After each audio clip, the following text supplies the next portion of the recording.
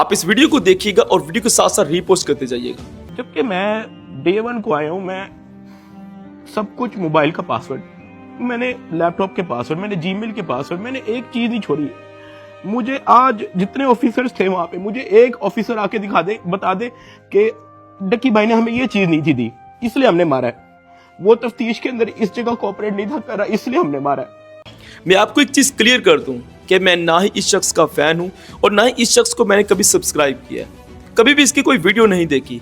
पहली बार इसका ये लास्ट मैंने वीडियो देखी और वो वीडियो देख के वाकई बहुत अफसोस हुआ कि हमारे कानून ने किस तरह इसके साथ बहुत बुरा सलूक किया। और आपने शायद एक बात पे गौर किया है, जो ऑफिसर भी इसके पास आता वो इसके जुर्म के बारे में कोई बात नहीं करता कि तुमने ये जुर्म किया है या नहीं किया है। वो सिर्फ एक बात करता कि तुम यहाँ से निकलने के लिए कितने पैसे दे सकते हो।